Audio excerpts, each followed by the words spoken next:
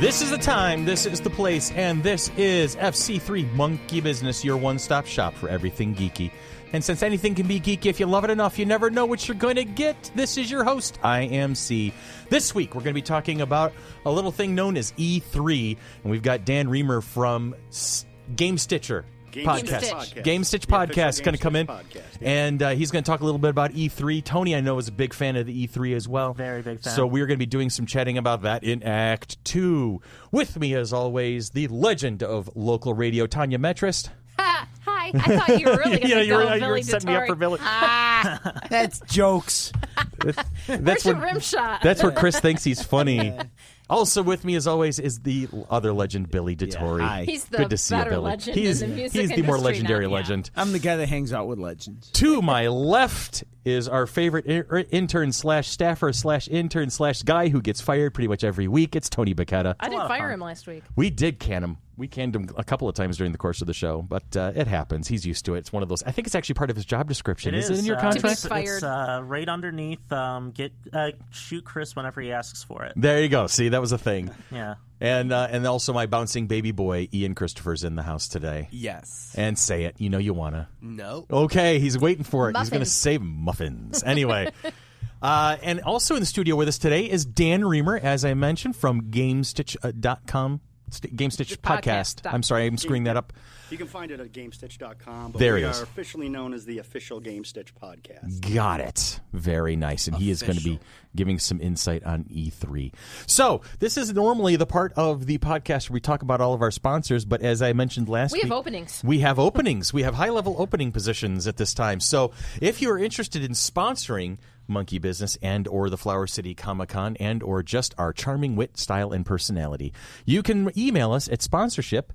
Is it sponsorship or sponsorships? I think sponsors. Just email me, Chris, at fc3roc.org. That's the easiest way to do it, because then I can figure it out and get you to the right people. No, actually email Dan. Email Dan. Dan's going to be the one that'll get that because you don't check your monkey email. I check my email. It's just once a day, not like every 5 seconds like some people. Well, we have access to it on our phones. You do not. Yeah, well, there's probably some life choices in there. But anyway. Because you can't figure out that technology?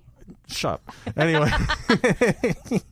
Technology, what's that? And we also have Patreon, Patreon.com. Patreon.com is a subscription service.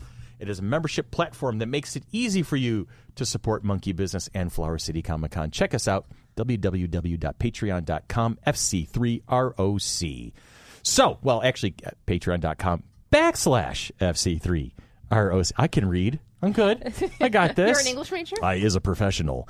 All membership levels will include access to the Patreon-only blog, plus tons of great perks at all levels, including early podcast, Twitch, and FC3 information. This week, we would love to welcome you as a guest and as a new Patreon, but we can't because you haven't subscribed yet. So get on it, and we'll give you a shout-out next week.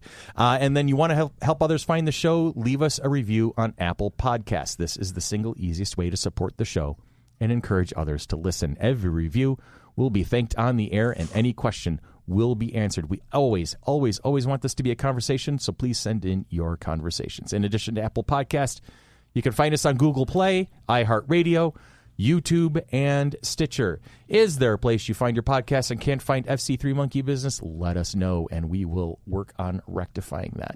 Did you say iHeartRadio? Yes, I we did. Okay, thank you. I did. Since I work for them, I want to. I was going to say, you got to give. Is that how you find our podcast? Yes. Yes. And please follow us on Twitter at FC3MB Podcast. And if you do, say hi. We love it when you say hi. We might actually even say hi back. Yay. Yay. So how you doing, Ton? I'm pretty good. You We're remembered good? everything today. Well, it's because you put the script out in front of me. That was pretty. I can't attribute that to an overabundance of imagination. That was just luck that you put the script in front of me. So, Billy, how's it going over there, my man? Everything's good, Chris. Thank you. Good deal. I'm great. I'm on vacation now. You're on vacation now for like what, 3 days? Because you teach summer school on top of being I teach summer school. I worked for an hour, not even an hour, on the 22nd of June, and I'm off until July 4th, I go back for a day on July 5th for orientation, and then I officially start back summer school, Monday the 9th, 8th, whatever that Monday is. Oh, and speaking of that, And I work 30 days. Once we finish recording Billy's here, on vacation. I'm on vacation for a week. Nice. I'm off for a week. I'll be hanging around downtown listening to all the music Jazz for the Fest? Jazz Festival. Oh, I love the Jazz Fest. That way I can stay up late and not get up at 3:30 in the morning. I Beautiful. heard that earlier on his show. So I slept in the Monday after the convention. I slept in for the first time, I think, in like 2 years. I slept past 7 o'clock in the morning. Which that is 7:01? sleeping in for you. me, That's yeah. sleeping in, Billy. Yeah. But for me, that's like unheard of. Yeah. And Was that it 7:01? It's 7:05. Okay. And I do have one sort of connection since I'm part of Monkey Business. Last Saturday, went to Cleveland to see the See Monkees. Nice. Mickey Dolenz and Michael Nesmith. How was were the show? touring together. It was fantastic. Over 2 hours. They played 2 sets, no opening act. And like 3 days after the show I saw in Cleveland, the rest of the tour was canceled because Michael Nesmith took ill. Oh, no. no. So he was taken to the hospital and then released, but they canceled the last 4 shows of the tour and they'll reschedule So it's only them. 2 of the Monkees. Yes. As Peter Tork isn't touring with him this time. Okay, and then Davy Jones had passed away. is dead. And I've never seen Mike Nesmith before, and I'm a big fan of his. So Okay. I was very happy to see him. When I was listening during the week, you said that they don't really get along or talk to each other I except for think- on stage. Mickey and Mike do get along, but okay. The rest- when they had their big reunion in the mid '80s, when MTV was playing them 24 hours a day, the old episodes, Right. They went back out on that huge tour that sold out CMAC like you've never seen before. And from what I heard, it was the time Mike Nesmith wasn't touring with him. It was Mickey, Peter, and Davey. And I heard that they didn't get along. They each had their own separate bus, and that they didn't interact with each other until they got on stage that night. So, That'd be hard. That's yeah. interesting. Well, figure with the ups and downs they've been through in their careers because of Just all the business. Yeah, exactly. Could you imagine if we didn't get along? The group? we do? this is all an act? No. Honestly, I have no idea what I'm doing half the time, and I think that's part of my charm. Tony, Hi. how are you doing? I'm doing well. Good. I'm doing well in my summer course. It's harvest time for the cherries, so Okay. I'm picking cherries. That's why you were asking during the break between recordings. Yeah, You were I was asking about cherry pie for references. any cherry pie recipes. Is this where you start playing the song from What's Their Face? Was it Poison that did that one? Warrant. Or Warrant? Excuse me. So I was never a big fan of that. Send me cherry pie recipes. Cherry I'll pie be, references go to Tony@tony.com. That's definitely a website. Probably. I will make that. That is right not now. Tony's actual email address. That's my actual email address. Because we dare you to try and spell Bacchetta.com. Yeah, there it is. Triple dog fire dare you, and then say Bacchetta correctly. Bacchetta. Correct. It's because she looked you up on Facebook. Nope, I have not. Okay. And then I'm my an bouncing English baby major. boy, Jeez. Mr. Ian. How you doing over there, sir? Blueberry muffin. There it is. There it is. There it is. So, Ian, what are you doing this summer? As little as possible. Well, He's definitely not cleaning his room, that's for sure. Well- of course I'm not doing it this summer. I'm doing it after this. After the summer. Yeah. After. When we've declared it a FEMA Well, disaster zone. The hopes are I'm going to start working Mm-hmm. the hopes for either the city or a farm. Yeah. We'll see. We Did can you put see her for a farm? for a farm. Yeah, one of our newest junior board members, adjunct board members, Ann Liebeck now. Liebeck. She lives on a farm, and she was volunteering to put the kids to work. And she Nice. has cows. She I was does. gonna say, Question, have you gotten your work permit yet? Not yet. I need a physical, which I'm getting on Yep. Monday. It's interesting. A city or a farm? That's There's no in It's between. well, yeah. see, That's we He are a lives in fan- the city. we're a family of extremes. There's very little gray area in this family. I've noticed over the years. It's Or either he- black or white. Or he's going to be going into outer space. I have threatened him on several occasions. Right to the moon, Alice. Right to the moon. right into orbit. Moon muffins. Moon muffins. Oh, Well, there's- he's going to have to do some cleaning because he's going to have to decide what's going to the new house. I already that's did true. that. I did that like months ago. yeah, nothing. Nothing? Yeah, I'm leaving it all behind, and I'm starting fresh. Oh, okay. There are boxes in your attic. I know. There are toys in the attic. Bats in the belfry. It's all good. It's Legos, isn't it? Mostly Legos. Yeah, yes. mostly Legos. Mostly Legos. God Actually, those bless are mostly Legos. mine. Yeah. So, All right. Dan, how are you? good. Good. I'm so glad you could join us. Me too. I'm he glad gets for to the see the invite. antics on our end. Dan suffered having to deal with us. He very bravely and graciously volunteered to do Podcasting 101 at the FC3 2018 show with us. And we came up with the brilliant idea of doing a podcast while talking about podcasting. We called Podception, podcast within a podcast within a podcast. And so, we sat in there in our row on the stage, and poor Dan, you got through about what, 2/3 of your presentation? Yeah, just about maybe? All of it. Yeah, you probably, and if you had just been left to your own devices, you could have gotten through all of it. I'm pretty sure of it. We got through the important stuff. That's good. A lot of the stuff that was at the end is more of the hardware type stuff. Okay. The hardest part is the idea stuff that we went over. That's the hardest part, is where to go from there. Right. And we got through all that. But, no, it was a good time. The whole show was good, actually. I'm glad you enjoyed it. I was able to go on Saturday, and I showed up Friday night for the pre-party. Yep. I had a great time. Oh, good. Glad to hear it. Surprised at the amount of vendors that were there. Yeah, so were we, actually. But it's really nice to see something like that in my hometown. I'm from the country, about 25 minutes east of here, or west of here. But it's nice to see something in my hometown like that appeals to my needs and wants. We want to hear that too. So and if there's anything that ever pops up in your head, you're like, hey, you guys should try this. Let us know straight away, and then we'll see about integrating that in. Now, tell us a little bit about your podcast, and what we're going to do is we want to hear about your podcast, and then we're going to go to break, and when we come back, we want to talk about the E3 experience. Sure. So tell us a little bit more about your podcast. Sure. Well, it's me and a buddy of mine. We started at GameStop. We were just employees there, and we talked about games all the time. We came up with the bright idea, why don't we see if other people want to listen to this? So we started up a podcast and became the official Gamestitch Podcast, and we've been doing it for about 5 years now. It's a weekly podcast. It covers weekly news with tidbits of us, and, very conversational. But we've been doing it for 5 years, and we're continually growing. We've had some dark years, like we like to call, where we started out with 3 people and it ended up dwindling down to 2. Well, you got to make adjustments at that point, right? And you lose a little bit of momentum. So we've been slowly gaining that back, and we've got some new ideas planned as well. So, good deal. But you can find us at Gamestitch.com. You'll find our whole website. You can access all of our old articles when we were still a full-fledged website, because we took on too much way too fast. We know how that works. So we ended up scaling back, and now we just do the podcast. You can find us on YouTube.com/Gamestitch. You will find our podcast and our streams. We do streams. We guarantee one a month. Okay. Because of our Patreon supporters. Gotcha. So we set the bar fairly low for ourselves. We usually get a little more. But our follow-through isn't always what it should be, and we're aware of that, so we try to set our bar a little lower. Well, whatever we can do to help, let us know. I mean, the family's always more fun when it's bigger. That's true. Maybe we can invite Dan and his team to become part of the now up-and-coming Mighty Monkey Podcast Network. Okay. Yeah. I heard I talked about that with, I want to say D. Is that right? Sherry? Sherry's our producer, yep. I and talked her husband, with her Chris. a little bit about that on during FC3, and it sounds like a really interesting idea. And since you're local, it'd be easy for us to get together and have some proper chat. So there's some business there, I think, coming forward. Absolutely. That'd be a lot of fun.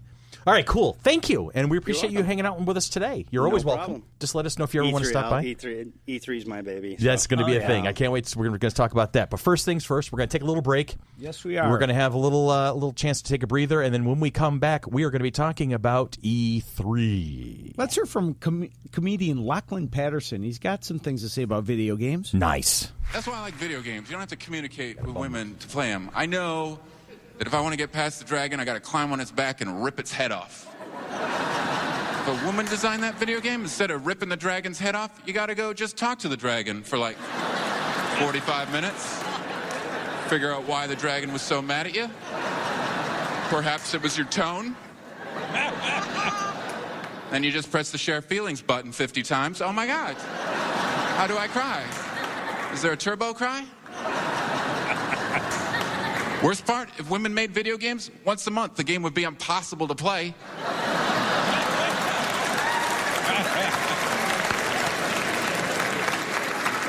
What the hell just happened? No, I just turned it on and it said game over, go to hell. What? I haven't picked my guy. I'll give you this, though, ladies. If they did design video games for women, they'd have some advantages. Like if you screwed up, the game would just let you keep playing. But it'd never let you forget what you did wrong earlier. Oh, no.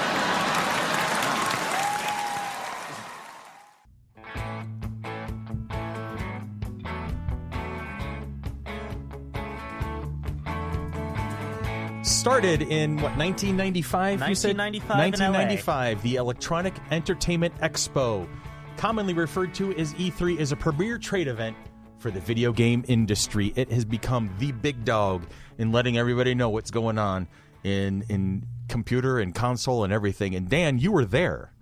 I wasn't there. You were not there. But I Not in 95. Not in 95, mind you. I watched. I almost had a chance to go, but I ended up losing out to my partner, Ryan, who's my partner on the podcast. He's been to a 3. He won that through when he was still at GameStop. All right. But I have never been, but I watch it. You watch it, you follow it closely. Every year. I've been to the PlayStation experiences at the theater. The closest one is in Buffalo. Okay. In Williamson. I've gone to that a few times. Good deal. So I'm even though I'm not able to go, I'm probably more invested and involved than some are. Which is good, because you're going to know more about what's going on there than I do. And I know Tony here is a big E3 follower as well. Did you know that this last year there were over 69,000 people there? 69,000? 69,000 people.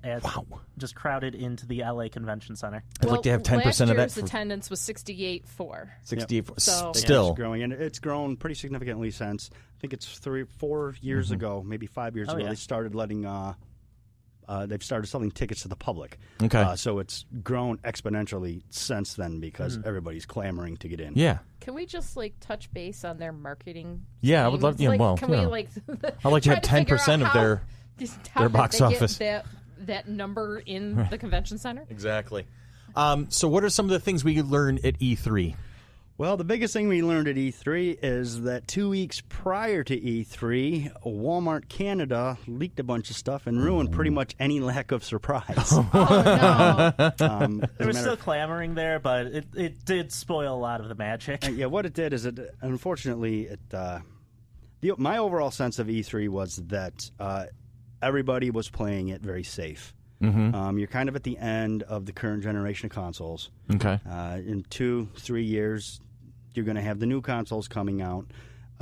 So a lot of it was just playing it safe. Just look, we do have games coming out for this console, for this generation. I think a lot of what they showed, if you didn't see actual gameplay, your expectation is not to see that current gen. You're probably going to see that next gen. So we're talking Elder Scrolls 5, 6. Really excited about that. I'm thinking it's going to be in Hammerfell or High Rock or both. It could be in both. It's probably going to be huge, so I wouldn't be surprised if especially with the way they're talking both. about Fallout 76. If they can make Fallout 76 as big as they want it, I think they can make Elder Scrolls 6 even bigger. Yeah, especially next gen. And these and these things are for the current generation. These games you're talking about are for the current generation of consoles, or they're getting ready to transition to the next PlayStation. What am I seeing? PlayStation 5, 6? Yeah, it'd be PlayStation 5, and I just always refer to whatever the next generation of Xbox is as the next box. Yeah, the next box. I always refer to That's it a great way to doing it as too. the next box. If you didn't see any actual gameplay, it's probably next gen. So it's going to come to the PlayStation 5 and the next box. If you did see gameplay, odds are good that it's coming. You'll see Last of Us 2 for this generation. Okay. Yeah. Fallout 76 is obviously coming. What are some of the other ones that people clamored for? Obviously, all the Super Smash Brothers Ultimate. Did we see gameplay for that, or was that just the trailer? Yeah, no. Well, it was an in-game play. It was a gameplay trailer. Yeah. So that'll be coming. I mean, Nintendo. You can't count on Nintendo. Nintendo. I don't really include them in that next-gen conversation because they're on their own just schedule. released the Switch. They do their own thing. They always have. They follow Nintendo rules, not society world rules. So they kind of do their own thing. Now, it's funny. Earlier, I was joking about just getting me back to Tetris. And I happened to see there's this thing called the Tetris effects coming out on the PS4. I don't have a PS4. I don't either. We have Xboxes in our house. It's going to be It's $200 actually by this point. I believe it's going to be PSVR. Yeah, probably. Virtual I reality. believe it's for VR. Okay. Oh, yeah. Oh, that's interesting. Yeah, 'cause Yeah. See, now, Dan, for me, I'm a PC gamer. me too. All right, I've been playing MMOs since they started coming out. So Okay. I've City of Heroes back in the early 2000s, World of Warcraft since it opened. I'm still playing it to this day, 14 years, Yeah, almost thanks. 15 years later. And I got Tanya infected in it recently. We got to play tonight. No, you can't. You're busy. I'm gaming. I'll Tomorrow. play with you. I'll play with you. Sounds good. So these are things that I'm thinking about. I'm like, now, is there something for the PC gamers, or is this all pretty much console stuff for E3? Most of what you hear about being released is going to be released for PC at some point as well. Okay. Oh, yeah. Generally, it's not day and date because there's a lot more that goes into the logistics of PC gaming than does console gaming. It's Console a lot much gaming, more varied. yeah, it's a console gaming. It's a set amount of these are our specs. This is the drive we have. This is all of that. You get into Everything's much more PC, standardized. they're constantly Okay. they're constantly changing. You can switch out your motherboards, you can switch out your graphics cards, your Right. sound cards, you can change it all out. So there's different adjustments that need to be made for PC. But I would wager that, with the exception of Nintendo, just about everything that you heard about or saw for PS4, Xbox One, and probably the next generation as well, will Make its way. make its way to PC at some point. Oh yeah, they've already started sending out alpha codes for Fallout 76, so I wouldn't be surprised if some of those alpha codes are for PC. I wouldn't either. Yeah. All right. Now, this is where because What's an alpha code? go ahead. Yes, that's the first good question right It's there. basically it's a pre-build.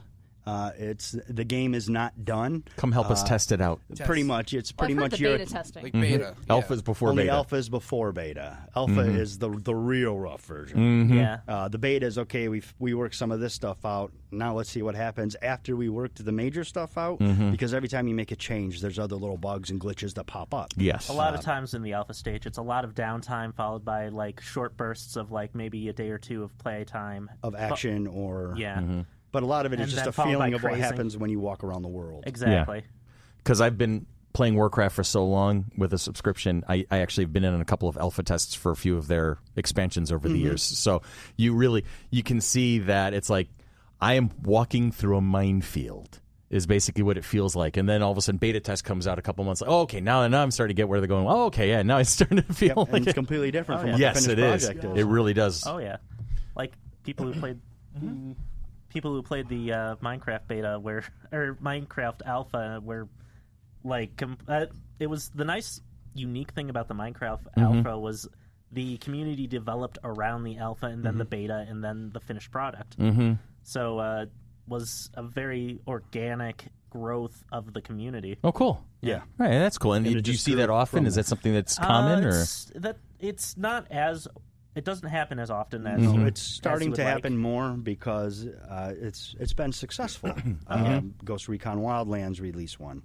They're going to be doing one for Fallout 76. They're getting positive results from it, and a lot of these companies, these developers and production companies, are now getting to the point where what the public has to say, their consumer, the people who love these things, that pay money for these things, their opinion is starting to weigh more and more on the decisions that these companies make. So they're actually because listening we've to seen the- some serious missteps. A lot of people complained this year at E3 about EA's very lackluster presentation. Okay. Oh yeah. I think it had to be. They're coming off a serious loot box controversy, which is What actually was that all about? I'd heard something. well, they were basically charging people to buy loot boxes, and it was virtually impossible to get anywhere that matters in the game without spending extra money for these loot It was boxes. Okay. It was ridiculous. You had to spend like 200 plus hours just to unlock certain characters like Darth Vader. Or you could spend $9.99. Yeah. Oh, geez. Oh, so they were basically dangling the carrot in front of everybody and saying, Yeah. "Here, So come, it's give us, gimme, either gimme, gimme." You can do It's the the long whole- haul or instant gratification. But they made it an incredibly long crawl because games have been doing loot boxes, but generally in the past they've been strictly cosmetic. Which, to be fair to EA, that's what the Darth Vader character is. He's strictly cosmetic. He's a little stronger, but it just enhances the gameplay a little bit. Whereas in the past they've essentially been more cosmetic items just for looks. Okay. Like But green now when skin you, on a character. right. Yeah. But now when you start getting into pay to play or pay to win, now you have an issue.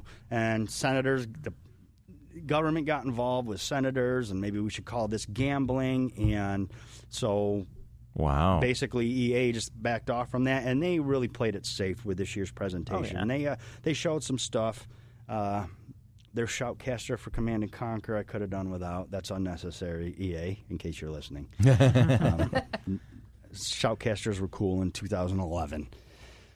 But I remember playing Command and Conquer with Dan back in the 90s. well, they've yeah. got it coming for mobile. Is it Which is really? a cool Yeah. release, but they spent way too much time on it. They spent way too much time on their sports games. But That was their big pull was their yearly release sports games and Battlefront, and Okay. Battlefront, which is also a yearly release. at this essentially a point. yearly release. Gotcha. Yeah. Okay. So they Are really they the played ones it. that do Madden and things like that? Yeah, they do Yep, Madden, FIFA, Okay.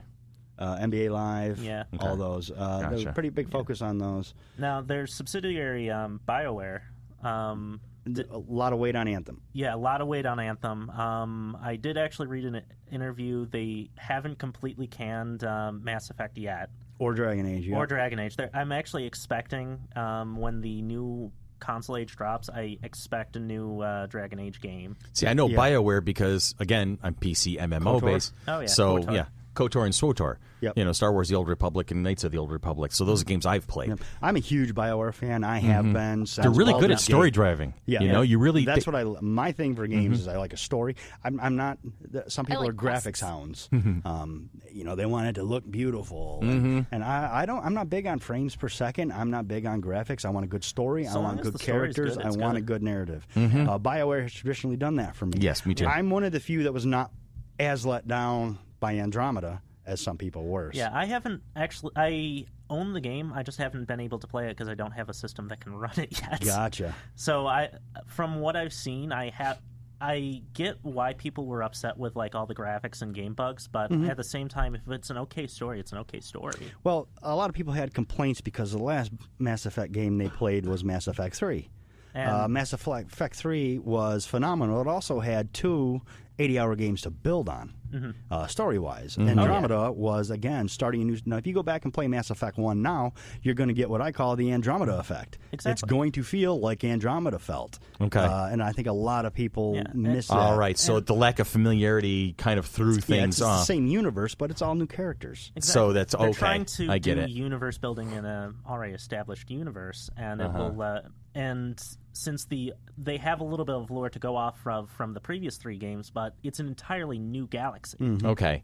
And, you know, we can probably transfer that to another podcast down the road where we talk about how that kind of an effect has probably affected the Star Wars universe in terms Yes. of movies. Oh yeah, definitely. You know, people are And like... that's one of the things about the internet is it affects people's expectations so much that nobody's going to get it right. what have I said at the beginning of every Star Wars conversation we've ever Chris had? is doing an on-the-nose Yes, gesture. tapping. Yeah. Because, you know, Can't make everybody happy. you're not going can't. to. Oh, yeah. It's just not going to happen. And the And thing, you- any director, whether it's of Oh, a yeah. game, of a TV show, of a movie, that is their vision, and you can like it or not like it, but essentially, that's irrelevant. Right. It's the director's vision. He was chosen for a reason by people who, for lack of a better word, matter a lot more than we do. Yeah. For lack of a better way to say it, and they felt that he was the best guy to do that. Exactly. And they let him do it. Star Wars is a great example of that. Yeah, I you think know, so. there's a lot of, I wanted this. Okay, It's so well, part of the then global make a movie. consciousness, yeah. Then It's make a so- movie. There yeah, you go. Problem exactly. solved. Otherwise, be quiet. Let Ryan Johnson make his movie, And- pay your money or don't. And there you go. And that's essentially what. Yeah, what use your dollar as your voice. If you didn't like the movie, then don't watch the movie repeatedly. and that was a lot of the problem with the DC universe, which I happen to love. The movie universe. I like those movies. I'm enjoying them. I think they're, but what I look for in a movie is fun, and I think they're fun. But I do think that Warner Brothers stepped in and messed with the director's vision a little too much. Yes. Oh yeah. And I think that's evident. Yeah. So Now, circling back to Smash Bros. Ultimate, did you see that Masahiro Sakurai is back in He previously said that the last one, what was it, 4? 4, that he wouldn't show up again? He was not going to do. He was done with Smash Bros. I thought it was really interesting to see him come back, and he said this will be the last Smash Bros. But then again, That he's involved with. But then again, is it really? As long as it makes money. Yeah, if it keeps making money, it depends on. on where he's at. I mean, he had one more in him, so go for it. Yeah. Hideo Kojima and Death Stranding. Oh, yeah. Everybody cheered like you wouldn't believe when that game, when they showed the new gameplay at E3 this year. No one knows what that game is about. I don't care who you are. I don't think Hideo Kojima knows what that game is about. And he's the director. Very true, very true. Does that happen? Does that happen where they create such like these big open worlds that they forget that there's supposed to be something going on within that structure, that they just basically, here, go explore and see what happens? I feel like Square Enix has done that a few Square times. Enix has done it with some of their RPGs, some of their JRPG style stuff. Hideo Kojima is a world builder, but none of the worlds ever make sense. But it's totally on board for him, so that's what matters. Okay. And people, he has a very small. They usually sell pretty well. They make a decent amount of money, but he has an extreme cult following. Okay. I wouldn't say extreme, but those people are There's some diehard diehards. Hideo Kojima fans. The fact that he would put himself into a game as a character. Yes. So would they drive the fans like crazy. Yep. They go nuts for that. So Death Stranding will be successful. It probably won't be, top tier money wise. No, it won't it's be not going to make blockbuster. Call of Duty money. Right. But it's going to do well because those hardcore fans will buy that. They will buy DLC. They will buy action figures and T-shirts and soundtracks and that's where the win comes in, is the merchandising. And they will tell you that they know what's going on in the story. They don't. The diehards, they have a beat on things. They know exactly what's going on, but they really, really don't. Well, here's the thing. See, when it comes to console games, I prefer PC games because I give my keyboard and my mouse, and I can control things. When you put me 2 thumbs on Too many buttons on a controller. I'm useless. I'm useless with these controllers. My thumbs don't know which way to go first. I don't know which button to press. I just start button mashing and just hope for the best. And it's like it's never been a true kind of thing that I've been able to get into. But it doesn't, the culture does not need me to approve or disapprove of it. The nice thing is, like, the way PC gaming is going, all the games you see on consoles will eventually be on. Will be on PC. You'll see them on PC, especially if you have like Origin and Steam and any other service like that. You can just go through. Yeah, Steam was a game changer. Oh yeah, definitely. Steam was a game Steam, changer. and Ian uses Steam, and so it's basically like almost like a broker of sorts. They provide games to you, like Blizzard. They Like, basically hold all. They're the middleman. Yeah, they're the middle. Okay, Everything goes funnels in here, and then people take what they want from there. okay, exactly. The Steam sale is actually going on right now. I picked up a few games because I'm like, they've been on my wish list for a while now, and they actually got affordable for a broke college kid. I keep getting the emails for Tyler's account saying that items on his wish list are on sale and things like that. So Steam and my computer at home do not quite get along. There's a little bit of there's a little bit of a rivalry for attention when it comes down to it, and my poor little Alienware that's 2.5 years old now, and Steam, not good friends. I've tried downloading Steam to my computer a couple times because I know my son uses it, and so I figured I'd try to test it out myself. And there's always some sort of conflict, some sort of error, some sort of problem. So in light of that, is there you had mentioned Origin? Is that a same kind of a feeling? It's EA's response to and it's strictly EA. Oh, Yeah, but it's okay. So EA. I can't expect to see the same things that I would see on Steam. You see BioWare titles and you see EA titles on Origin, and that's about it. Gotcha. So if you're really into like your Madden, or if you're really into your Mass Effect, you can go on to Origin and get it all through Origin. Okay. And actually, on Xbox, on the Xbox One, there's actually EA Access. Okay. You pay pay the same monthly fee like you do for Origin. It's actually on PC as well. Is And it? Yeah. Access? Okay. EA Access, and you get access to a whole bunch of games for like a library of games that they set out for you. I think it's like $12.99 a month or it's something very like similar that. to how Games Pass works, or Game Pass works for Xbox. Okay. Okay. But yeah, and there's always been a rivalry between PC and console. I don't understand it. What you like. Oh yeah. I grew up. My first console was this wooden. Atari? No, before that there was just a Pong. Before that, the It was Pong. just the Pong. Okay. Whole thing. Oh yeah, I had Pong. That was my first console. Then I moved to Atari. Then 2600. Then 5200. I had a ColecoVision. I've been consoles my whole life. Okay. What I prefer about a console is I can sit in a recliner and lean all the way back wherever I want to in my room. And I don't have to pay attention to anything. I don't, except for what's going on the screen, because once I get used to those buttons, it becomes once muscle I know memory. what button's what. Yeah. I can just. I mean, there's times where I'll be reclining, I'll have my hands with the controller Behind your head. behind my head, and I'm playing the game because I'm that familiar with them, That's comfortable amazing. with them, and I can. Okay. And I couldn't do that with keyboard. Uh-huh. Oh yeah. You know, I like being able to just kick back Yeah. and relax. Another me- thing I like about consoles is the lack of.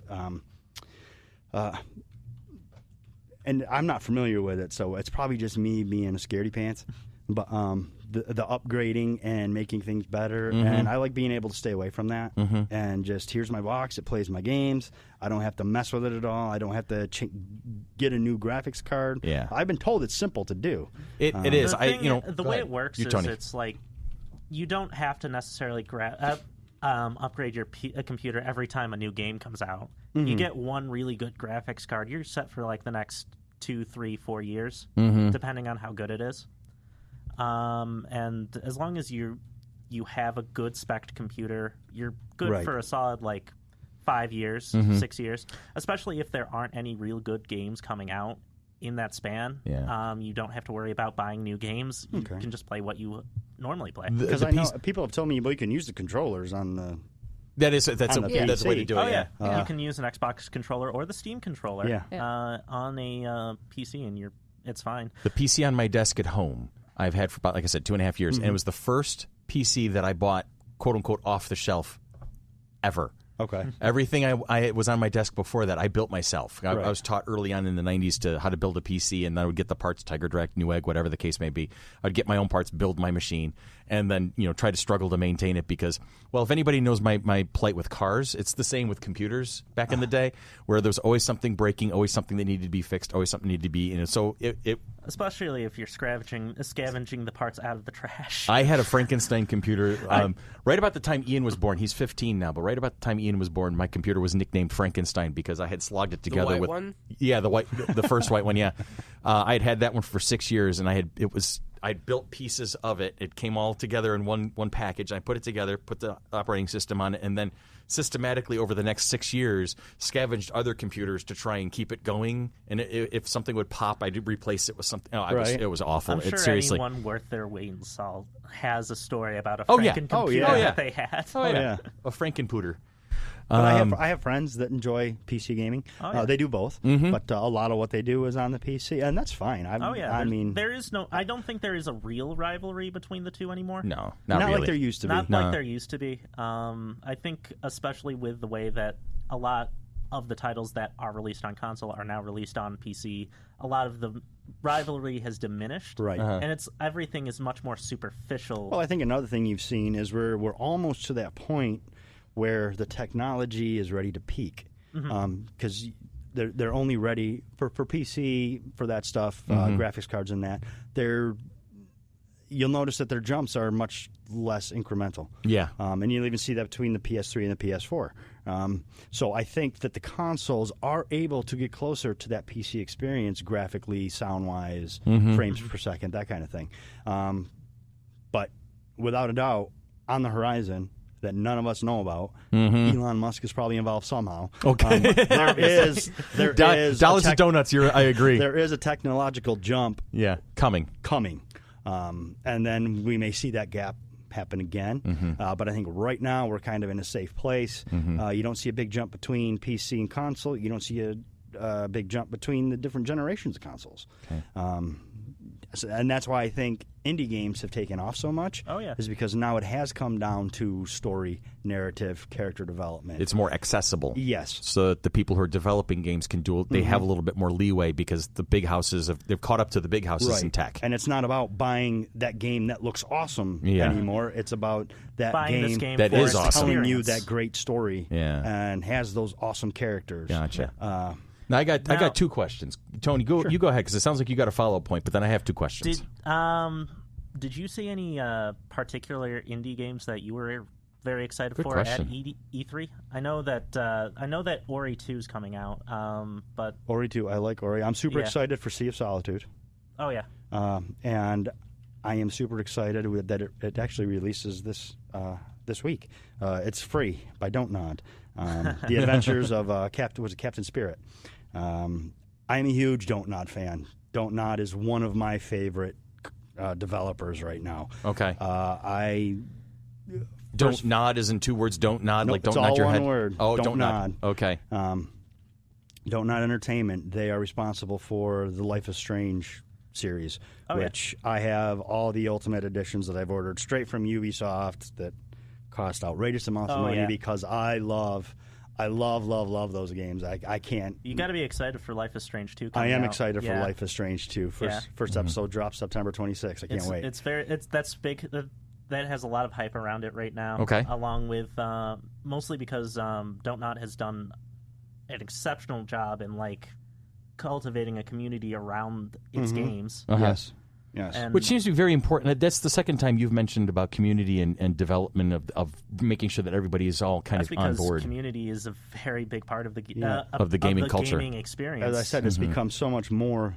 yeah. That's why you see so many of these companies focusing with alphas and betas and creating that community. Okay. Because once you're in, if you love it, you're in. Gotcha. Oh, yeah. Like any other geek-tastic Right. pop culture thing. To break it down to a simple dollars and cents, you get community developed around it. You have people that will be invested in your games for the next 10, 20 years. Gotcha. From a Well, business standpoint, yeah. that's guaranteed money. I gotcha. So that's why it's so important to cultivate that. Well, I can circle back on that. Like I've said, I've been playing World of Warcraft since it came out, Exactly. since 5 months after it launched, and I'm still here 15 years later. and even I'm sure there. So I understand that. I'm yeah. just going to go out on a limb here and guess this, but I'm guessing there's times where you've stepped away a little bit. Yep. And then a new expansion pack came out. Bingo. And boom, you're all in. Oh yeah. Yep. Oh yeah. Oh yeah. There are expansions like Warriors of Draenor that Warlords of Draenor. I just couldn't get into it, so I stepped away. I'm like, I'm done with this game.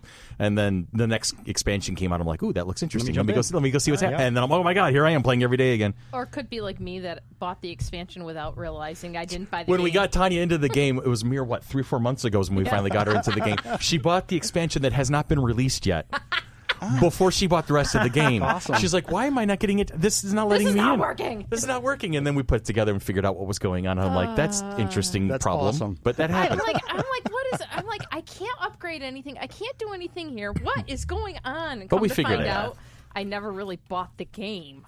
Yeah. But buying the expansion for like $60, $70 or whatever it was, I'm like, we would think that it should have included the original game in it. Come on. Oh, no. We agreed. No. But here are my two. I'm going to say, like I said, I got tell ya. got two questions. One is for a person who has been a PC gamer. I mean, I did play Atari, I did play Coleco, I did play ColecoVision, stuff like that. Commodore 20, whatever the case. But my first computer was a TRS-80. Okay. So I've been a PC gamer kind of from the jump, as it were, from Right. grade 9 or grade 4. Text I was Adventures. 9. Yeah, Text Adventures, Zork, things like that. And so, as a person who's kind of dyed-in-the-wool PC gamer and has not had a lot, but wants to dabble a bit more in console, your recommendation: what would be a console I would want to look at to purchase to bring into my home and say, okay, I'm going to start the adventure of becoming a console gamer with this? My recommendation would be the PlayStation. Okay. 4. Play 4? Yep, PlayStation 4. Mostly because and not because the games are any better, but it's easier to navigate. And just like someone who first jumps into a PC gaming, I'm sure it can be intimidating. Yes. And get to a point where I don't. I'll just go back to what I was doing. This one to my right was reduced to tears in the early days of her Warcraft experience, and I kept getting stuck in a wall.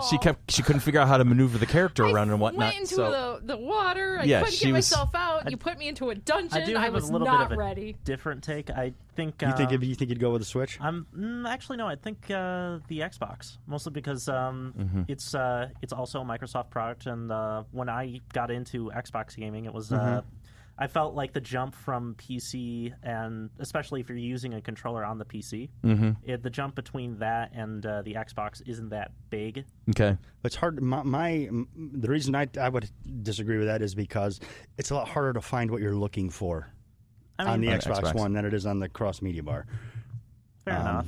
Because you've got to hit this button and then hit this bumper, and to get here, literally on the PS4, it's all in a row. You just move left, right, and you can find what you want. I suppose it is a little more like the UI is much more user friendly. But see, we have a PlayStation 3 at home that I got used from a friend of mine, and I got it because at the time I've used my PlayStation 3 more as a portal to Netflix and Hulu and YouTube and things like that than I did an actual game console. Right. And then when we got our smart TV, the PlayStation 3 just sat there and got dust unless Ian was using it. Right. Yeah.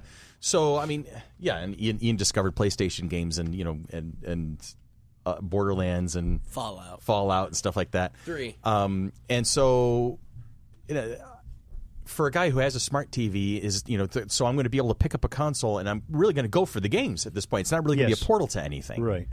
So that's kind of like, these are the things I'm thinking about when, as George Carlin used to say, when I'm home alone and the TV's broken. Yeah.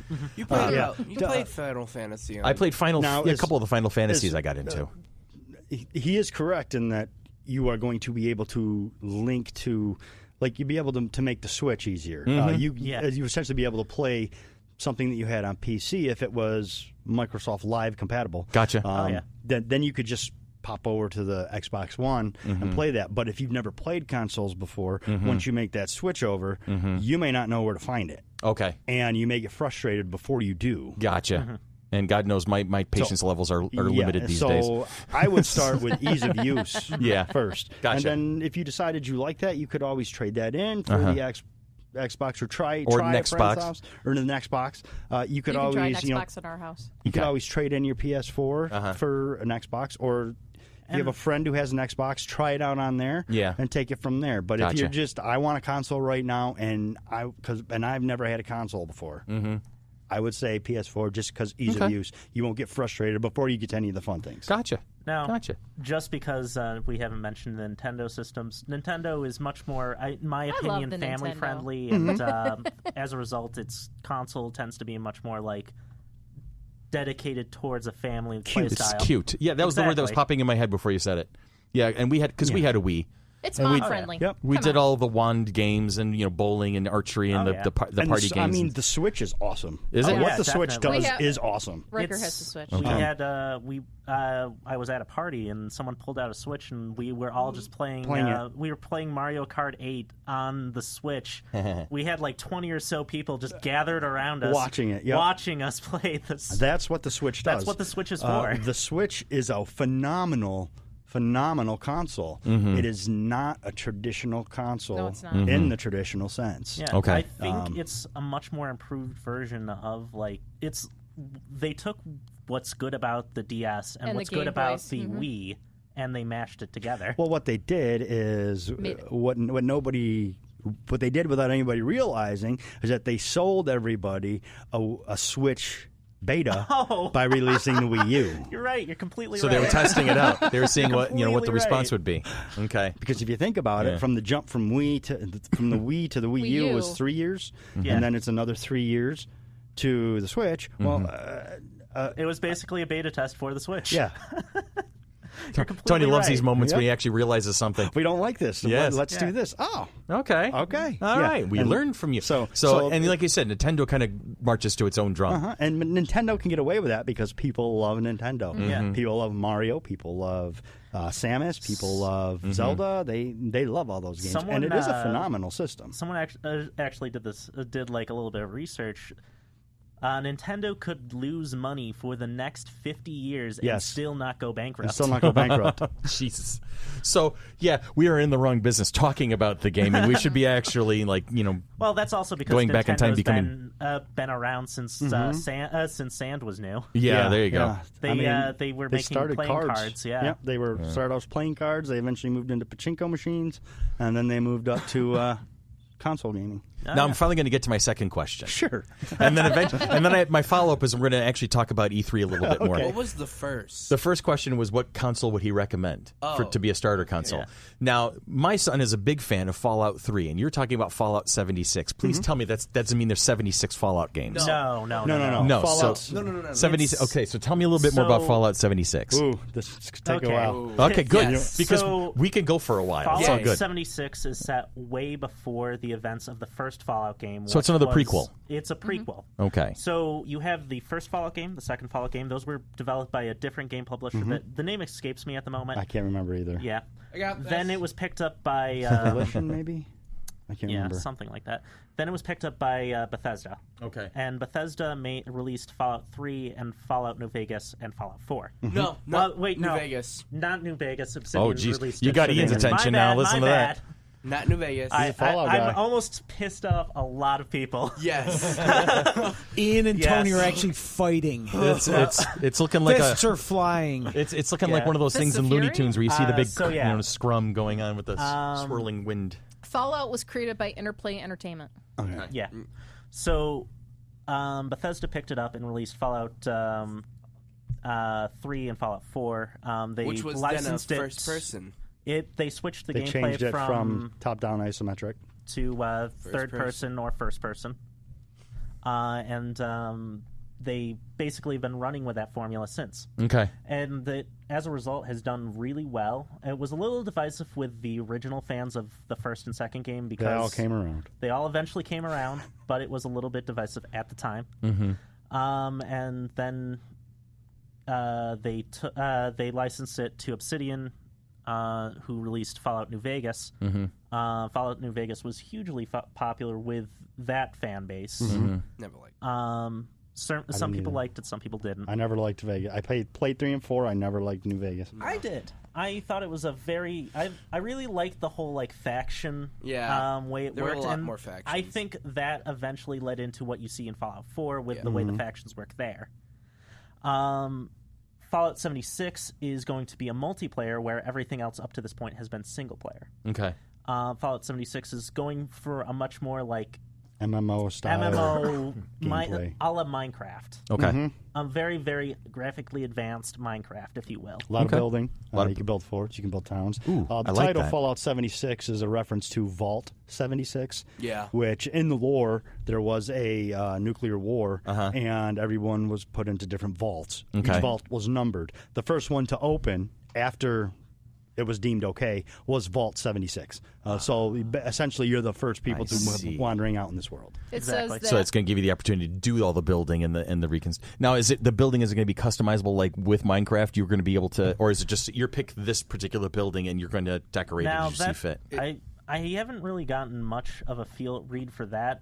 I want to say yes, but it could be that there's going to be buildings that you have to tear down to make new buildings. Prefab. That like in Fallout 4. And they Exactly, can be, like and Fallout 4. the things you build, if your settlement can actually be attacked, Exactly. and can be destroyed. Okay. It says, The nice thing is, there are no NPCs. no. Right. It's all playable characters, except for a few robots here and there. But Okay.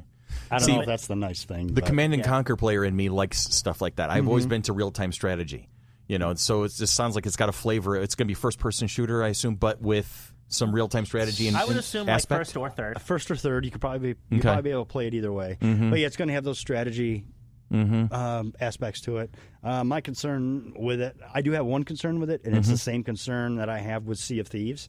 Which is why I've gotten out of Sea of Thieves, is there are people who like to play a game just to ruin everyone else's experience. Oh The yeah, griefers. trolls are resplendent in the And community. you see it all the time in Sea of Thieves. That's one of the reasons I stopped playing. But then the terrorists win. and I'm afraid you're going to see the same thing. Oh, yeah, I can almost in guarantee you would. Fallout. Yeah. But they still have their I- single player. I'd like to think that it will follow more of a Minecraft thing where you do have the griefers and the trolls who will go through and destroy your settlement, but the community revolving around that server will band together, rally, and rebuild. That'd be nice. It does say here, while other players will be able to attack player settlements while they're online, the game will preserve player creations in some type of form to prevent players from having to start all over if the creations in progress are destroyed. So it's Yes. going to be able to save something. Essentially, what that means, I think, is you're going to any supplies you have you will keep. You won't lose them because your settlement got attacked.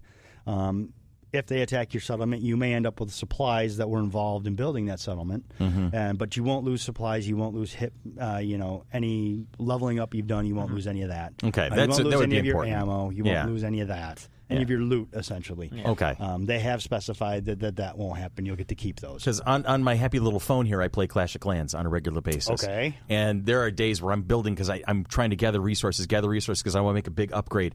And I can't because every time my shield drops, I get clobbered and raided, and I lose. And that just drives me nuts. So what you're saying is they're putting in mechanics in that something like this would not be as devastating to the player. You won't lose all that. Okay. What I'm thinking is... What you'd end up losing is probably just playtime that it took to make the settlement up to that point. What I'm Which could be annoying. Tony, Sorry, go for it. Sorry. Swear to God. Sorry. I'm going to come over there. I'm going to slap you. Okay. Right. What I'm thinking is, because I saw some gameplay, is you are given a box.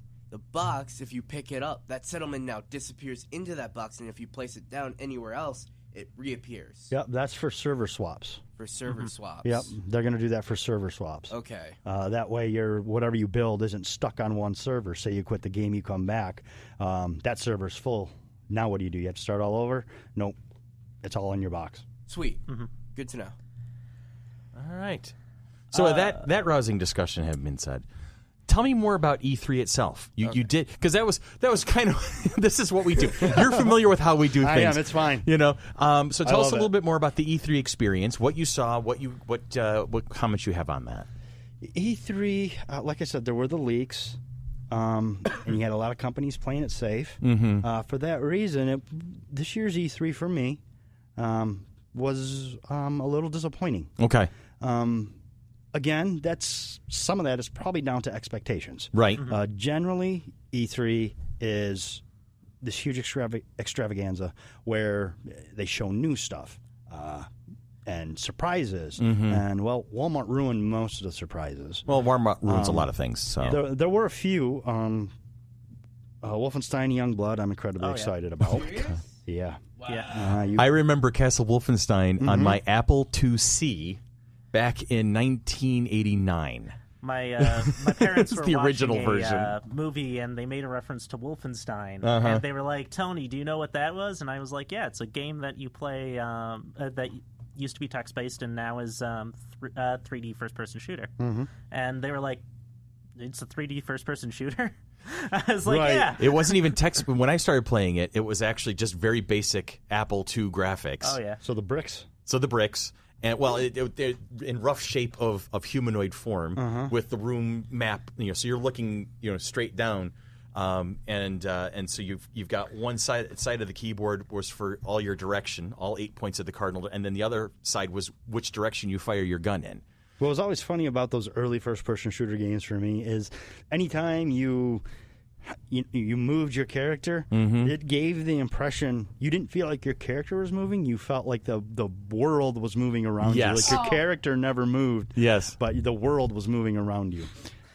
There's a reason for It's that. kind of- Sometimes that did happen. It's kind of looking at like the 8-bit with Bard's Tale and things like that. Like you think that you're walking down a corridor, but really the corridor is just going past you. Going past Yeah. you, and I'm Yeah. like, which way did I turn? And then you get super confused. Yeah. yeah.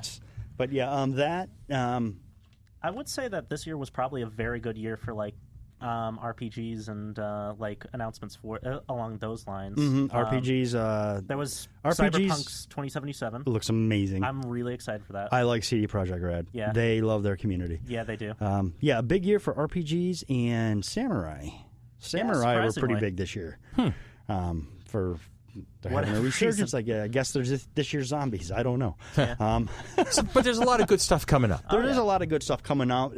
A lot of it we already knew. Okay. That's the issue. Thanks, with Walmart. E3. Sony came out and said, look, we've been talking about these games for a year. We're going to be showing you more and hitting them hard. people were still upset with Sony, but Sony told you what they were going to do. So, so they hit Spider-Man, Last of Us 2. What am I missing? Which one's Spider-Man? Oh, shoot. Come over to the microphone. There you go. Spider-Man for the PS4. There's a Spider-Man one? There's a Spider-Man game coming out. Nice. I'm getting flashbacks to the other one where you would constantly die at that when you're trying to save Gwen Stacy and the Amazing Spider-Man. Yeah, that's the one. Yeah. Billy, did you ever have a console?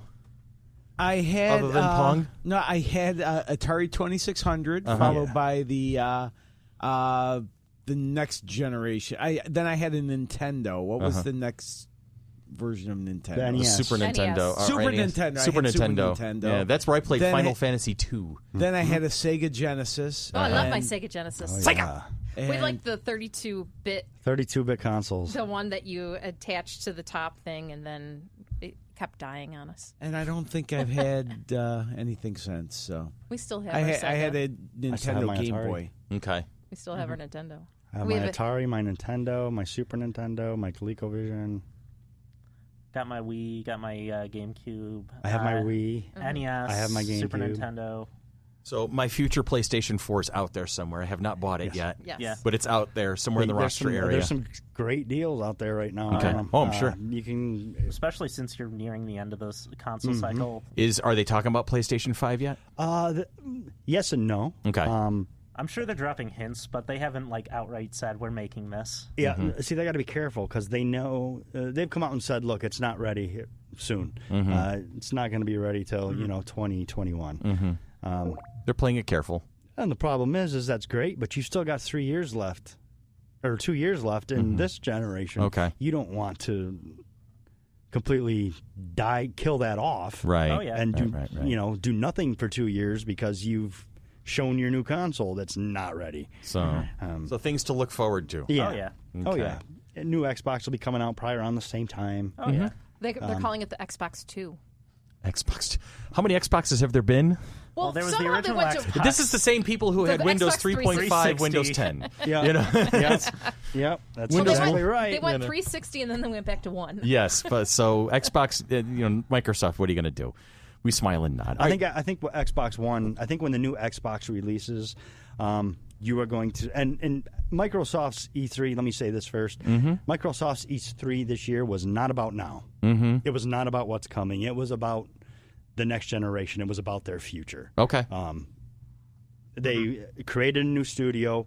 They bought 4 studios because they have not won this generation. They have no chance of winning this generation. Gotcha. Their first-party titles have been very lackluster. They've had a few, but not many. So they are very much priming for next gen. That's why you're seeing Games Pass. Okay. That's why you're seeing them buying up studios so they can come out strong next generation. And that's with that why first, they're coming out with new IPs like Cyberpunk 2077, so they can have a strong showing come the start of the next generation. Basically, what they're doing is they're cutting their losses for this generation. Yeah. To focus on the next. Yeah, and I think what you're going to see, I think when the next Xbox comes out, I think they are going to deliver on a lot of the promises they made for the Xbox One that everybody got into a rage about, so they backed off of them, which is DRM online all the time. Gotcha. Streaming console. Streaming is the future. You can only put it off for so long. Right.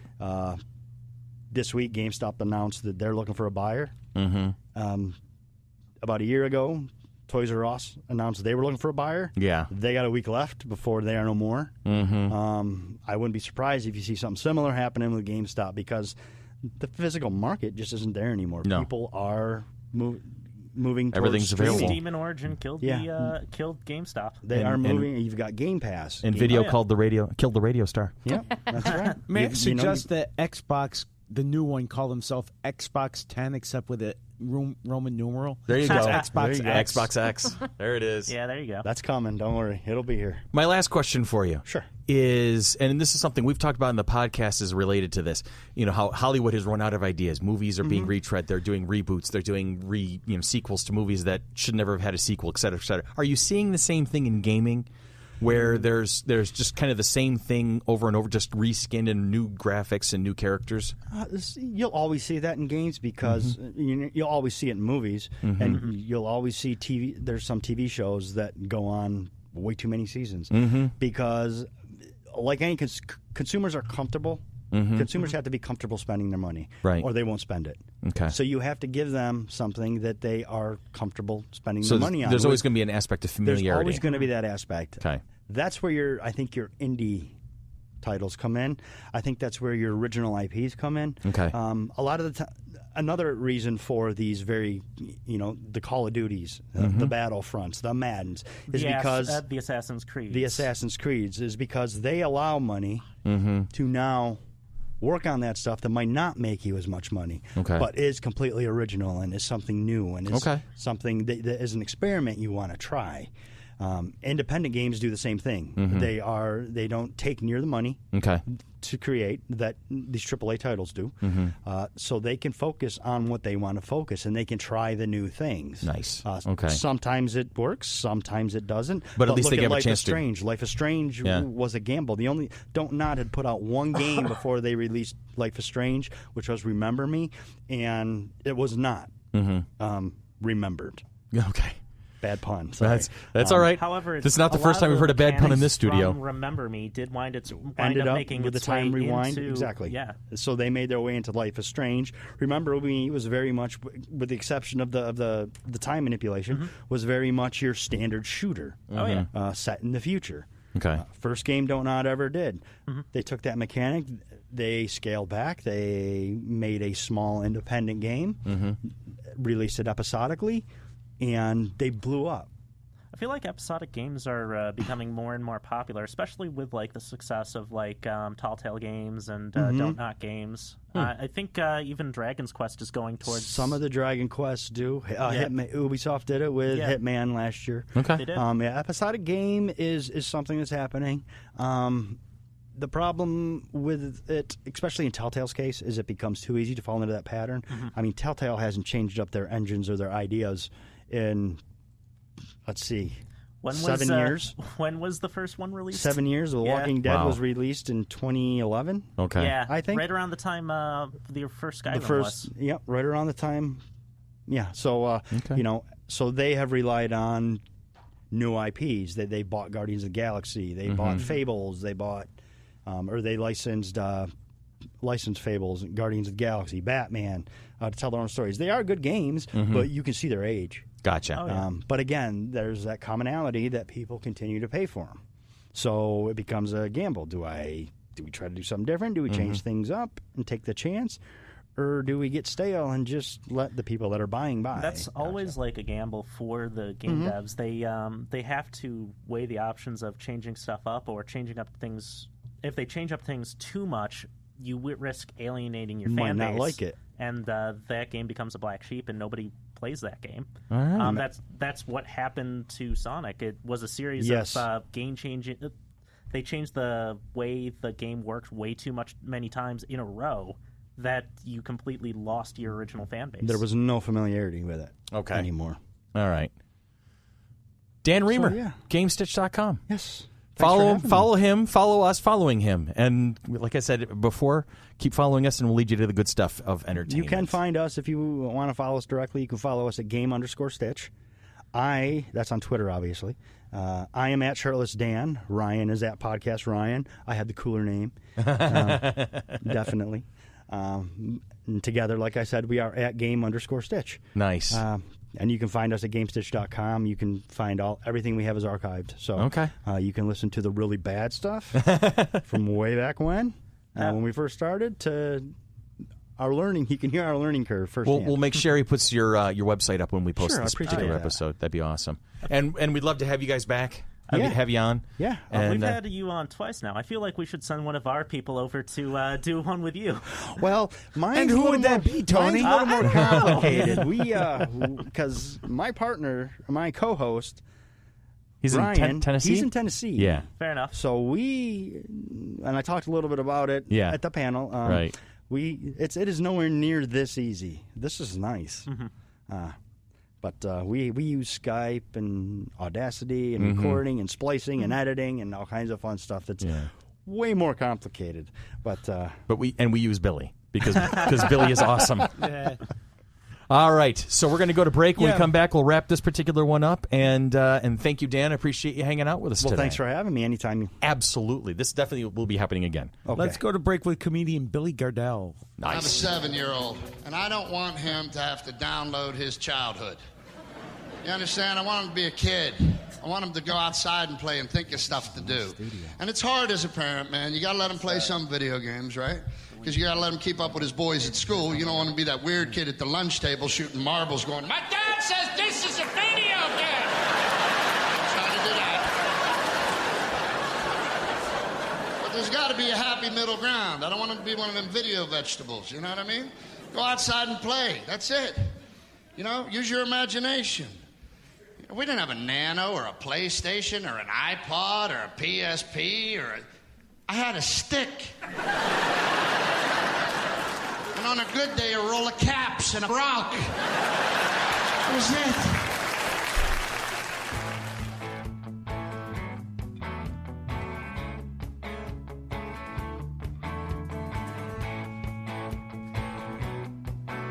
And we are back, ladies and gentlemen, friends and family, dudes and dudettes. And that was awesome. Thank you very much for hanging out with us, Dan. That was a great conversation. Thanks for the invite. I had a lot of fun. And it brings an aspect because we usually don't get a chance to talk about video games all that much. And the FC3 slogan is where it all comes together, and that's kind of a vital part of the community is this video game, computer gaming. Right. We've touched on it in the past. It was very nice to have like the Microsoft people there at the convention. It was really great to have them there, and they did an awesome job. And a huge shout out to Maya and Justin. They were awesome sauce bringing that all together and coordinating things. So we'll definitely keep up with that. And so this is usually the part of the show where we talk about upcoming events, and we don't have anything on the books just yet, but you keep listening to this particular part of the podcast, and we will keep you posted as to what's going on. The next usual shout-out is we want to get back to doing Hometown Heroes, don't we? Everyday Heroes. Everyday Heroes. Where we reach out because not all heroes wear capes. So if you know an EMT, a firefighter, a police officer, a teacher, some sort of service provider who is out there who deserves a shout out, give our producer Sherry a holler at CHERIE Sherry at fc3roc.org. Let her know, and we will give your hometown hero a shout out. Do you have anybody in mind, Dan? Well, she's not an EMT. She's not a firefighter. She is my wife. Absolutely. So she's a very patient soul. So Nicole, yes, you deserve this. Absolutely, because she puts up with a lot from me. I'm constantly working on this stuff, playing video games, doing research. Yeah, we're in the process of maybe starting up a few different podcast ideas. Okay, so cool. Doing research for that and let creating us know how music we can help. and all that stuff. So she takes it on. She's a champ, man. She strikes me as a very patient soul. When I met her at FC3 this year, I've got it much better than she does. Nice, nice. So Nicole, big shout out to you, and thank you for everything you do. I want to shout out to Colleen, our EMT that hung out with us. Oh, at FC3, yeah, absolutely. She was fantastic. FC3. She was really amazingly professional. She got called into a couple different scrapes, from what I understand. Yep, but and handled it with class, dignity, and aplomb. Nothing too serious, I hope. No. A couple bangs and bruises. We had the wrestlers there. I think. Oh yeah, that's right. That's right. And I think someone was somebody had gotten a little dehydrated or something. A little dehydrated, and we also had somebody who had an injury at work the day before, and the cut kind of opened while they were there, and so Colleen jumped in and took care of that. Put a so Band-Aid on lots of little minor things, but one thing it was that good was really stuff. nice about that show. I've been to a couple different cons. Everybody from the staff to the guests to the panelists to everybody was very generous and forthcoming, and they just understood. A lot of times you go there and there can be some creeps there. Yeah. For lack of a better word. Oh, yeah. There was none of that. Everybody was, if you had a problem, you could ask anybody. They would help. I was really, really impressed with that aspect of the show. So kudos go to you guys. Thank you. For the whole show in particular. Much appreciated. But especially that part. That's really nice to see. Well, we always talk. Dan, our overall fearless leader, the president of the board and everything, he has been a Disney fan since we were kids. Okay. And he goes to Disney on a regular basis. He takes his kids, or he does the Disney marathon down there. He's a marathon runner. God bless his soul for that. But the big thing about it is the Disney experience. You know, you make sure that everybody feels like they're a welcome part of the family. And I think we've done a really good job. We've been very blessed. We've had some great volunteers. We've chosen some very good guests. And a lot of our vendors have risen to that because the vibe is positive. We're excited. Yeah. It's more about being fans ourselves. We're not just business people. We're not just putting a con to make money. We're fans. You enjoy it. We have a lot of fun. We dive in and we got to get involved. I lead panels, and Dan is getting people, riled up on the vendor floor whenever he gets a chance. Brian too. So it's we really like to have fun, and we want to make a really big party. And the fact that we're successful at getting that vibe out, just it's the validation. It's awesome. Yeah, it was great. So that's a lot of fun. Kudos to you, thank all you of you involved for that. Thank you. I don't think we have a question of the week this week. Do we want to do our standard? What's making you happy? That's a perfect idea, Billy. Thank you. So, Billy, what is making you happy this week? He's on vacation. I'm on vacation. I can answer that for him. But also, Jazz Fest in general has been awesome. Yeah. By the time this gets released, it may have just ended or ended a couple days ago. But it's just an amazing event that happens throughout Rochester every year. And if all you want to do is free stuff, plenty of free music to listen to. I'm lucky enough to get a media pass where I can get in just about anywhere except the Eastman Theater headliners. Okay. But there's still a ton all of the club access. passes, and I've seen some amazing stuff. Nice. And if you want to spend some extra money, I went to go see Lake Street Dive. Okay. Last Thursday, if this is released when I think it's going to be, and I paid for tickets for that because I love them. So I've had a great week and 9 days of music. So nice. Yeah, that's definitely something to look forward to. And I slept late every morning, which is what in your case, like 5 o'clock. Yeah, I'll probably get up 6-ish. 6-ish. Yeah. Yeah. And that's sleeping in. Yeah, by a couple hours. That's amazing. I know my dad's happy. Yeah. Well, yeah, we'll get to that. Tanya, what's making you happy this week? I think what's going to make me extremely happy is to finally have everything figured out with Randy and that kidney stone. Oh, yeah, your husband's been suffering lately with that. And so that happened over Memorial Day weekend, and I couldn't be on the last podcast, so this are my first 2 podcasts back since then. And the day that we're recording this, the next Monday, he'll be going in for surgery to have the kidney stone blasted because it's a little bigger than what it should have been. Yeah, I went through that earlier this year. Yes. I went through that in February. You can pass about a 5-millimeter stone. They said it was 6. It's really 7. Yeah. So we're going to be at mine Highland on Monday. Mine was 2.5 centimeters. So yeah, they had to go get it. Well, 2.5 centimeters is 25 millimeters. Yes. Yeah, so that's... Ow. That's 3 times bigger than the stone that Randy currently has. I do things big. That's totally unnecessary. Go big or go home. Tony. Okay, go ahead. Keep going. So keep going, Tom. I'm going to be on vacation, taking him in, so I'll be happy to have some relaxing time after that. There you go. And then I start up summer school. And then you because you actually want to do summer school. That's a thing. It's called retail therapy. I have a shopping problem. Yes, so she needs to afford her shopping problem. Therefore, she teaches in the summertime. Go to Wish. Wish has...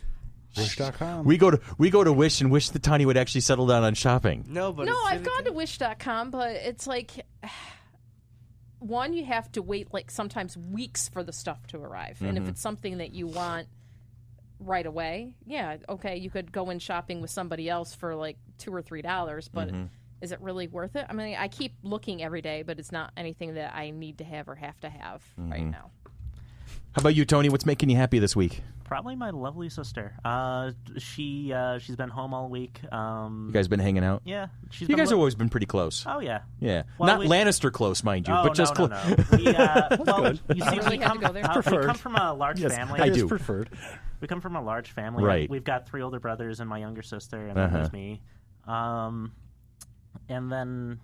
and me and my sister are closer in age than we are to the other 3. Right. So Well, the three of them are doing their thing. Me and my sister are doing our thing. And, Diana's pretty cool too. Oh yeah, yeah, she's a cool chick. She's looking for a job right now. Okay. She's a certified EMT too. She is a certified EMT. She's currently looking to get a job in either nursing or as an EMT. Nice. Well, good luck to her. We'll remember her for next year. Oh yeah. Ian Christopher? I am an oblivious 15-year-old child that loves video games. Nothing could be better. And he's off for the summer, and he'll be playing Yeah, video games. That is amazing. That is absolutely amazing. Oh, and blueberry muffins. And blueberry muffins. Blueberry he discovered muffins blueberry are muffins yummy. He discovered them a couple months They're ago. great. God, I Really? first time? You'd never had a blueberry muffin before? I was picky. I still am. He's still a pretty picky picky eater, so he would see dots in the muffin and like spots, blue spots in the muffin, and he would be like total turn off. But he No. tried one finally, and he was like, "Oh, these are actually quite good." They're If delicious. it looks unpleasing, I'm not gonna eat it. Oh, Yeah. I'm the same way, but blueberry muffins are Yeah. amazing. Ian great. understands that now. Yeah. How about you, Dan? What's making you happy this I'll week? tell you what's making me happy is that Ian is embracing what it is to be a 15-year-old. Yes, I wish I would have done that when I was 15. seriously. Oblivious. Sleeping I don't know what I've done right, but I both was of my under the kids. impression when I was 15 that this was the worst. Nothing could never get any better. Yeah. And but he's like, nope. That brings joy to my heart. There you go. Young and dumb. God, And he embraces it. I love. He's also an up-and-coming musician, a bass player in a band. He's having Who fun. passed his algebra final? Nice. Nice. All God. right. Nice. Was that the Regents exam? 1 point. By 1 point. It was You know great. what? It's done and it's over with. So pass he's is no a longer pass. he went from being a freshman to not a freshman, but now he can officially say he's a sophomore. See, it's funny. I could what tell a you wise as someone school. older and wiser that you should always strive to do the best that you can. But as someone who's been there, 1 point is passing. Get you through. If it gets you through to the next round, run with it. I know it's wrong in Yes. so many levels, but I can't get past it. I'm a teacher. I'm okay with that. We keep it I'm simple. happy for the 65. Passed the finish line, but I'm on the ground. Let's That's do this. it. So that's all that matters. And then as for me, July 6th of 2018 is when I close on a new house. And a new adventure. I'm moving to a new place, and I'm not I've been renting for almost 5.5 years. Oh, wow. And I had a great landlord, but it was Chris. time. Yeah, Chris was an awesome landlord. Yeah. But the time had come to Right. move on and plant my flag and be 48 at the end of the summer. And it's like, okay, I need to kind of put my feet back under me again. Get some roots down. Get some roots somewhere. down and just say this is mine, and not be in a place where I'm wondering what's going to happen next or where am I going to go to. Right. What's the next house going to look What like? do I do now? Yeah, it's just boom. And so I'm very excited about that. It's a new chapter. Good. And so I'm very much looking forward to that. So that's definitely making me happy. I'm starting to feel that vibe of I've packed away It's exciting. 3/4 of my life at this point is in boxes. Yeah, it's exciting. It and is. It should be. It really is. So, and I'm going to have an office in the house. Nice. Because my home office right now is in the uninsulated attic. Oh, no. So for the past 5.5 years, it's been when winter kicks in. There's a space heater to keep the room at about 40. Right. And then in the summertime, there's weeks that I can't even go up there because it's so it's like hot. 150. With 100% humidity, so Yep. I'm going to have.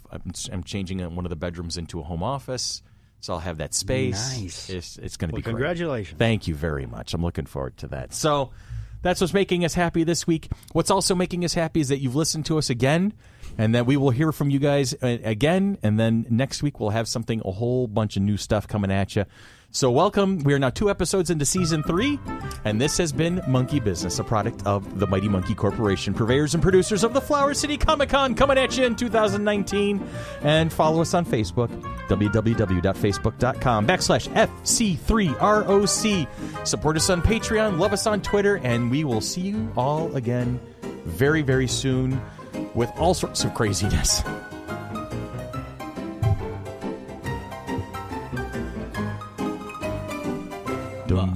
We should release our own video game. We're actually talking.